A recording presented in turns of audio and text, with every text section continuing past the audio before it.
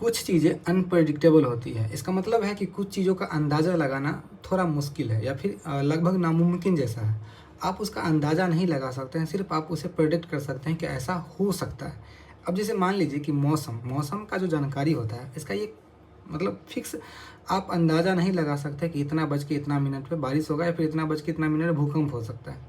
इसका कोई अंदाज़ा हम लोग नहीं लगा सकते। इतना विज्ञान आगे नहीं बढ़ा है कि किसी भी चीज़ का एकदम एग्ज़ैक्ट टाइम पता चले, जो अनप्रेडिक्टेबल है, ठीक है?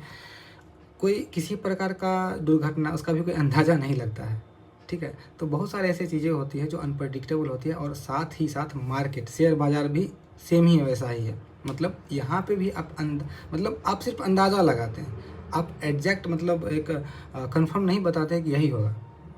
बाज़ार इसी दिशा में जाएगा, इसका कोई आप 100% श्योरिटी नहीं दे सकते हैं। जा भी सकता है, नहीं भी हो सकता है।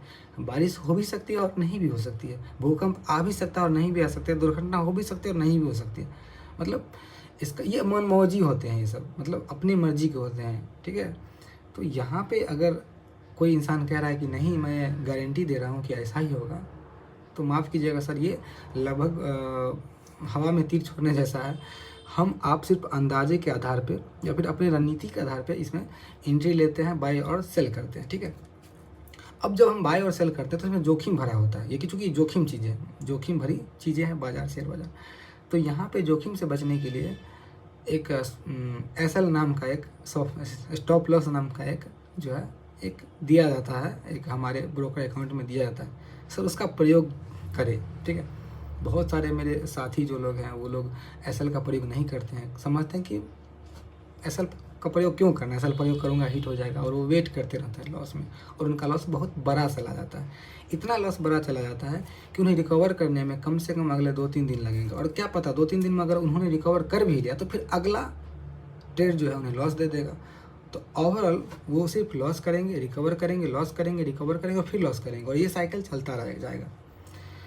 अब इस साइकिल को तोड़ने के लिए एक ही ऑप्शन आपके पास बचता है कि आप 4 कदम आगे चले तो सिर्फ 2 कदम पीछे चले, ठीक है? तो ओवरऑल आप अगर देखेंगे तो इस प्रकार से आप कुछ कदम आगे ही रहेंगे, ठीक है? तो आप एसएल का प्रयोग करें 2% के अंदर, ठीक है ना? लॉस में बैठे नहीं रहे, लॉस में निकले, लॉस होते ही मार्केट छोड़ दे, कल होके देखा जाएगा, परसों देखा जाएगा, उसके बाद देखा जाएगा, ठीक है? और जो रिस्क रिवॉर्ड रेशियो है उसका प्रयोग करें, सबसे इम्पोर्टेंट बात।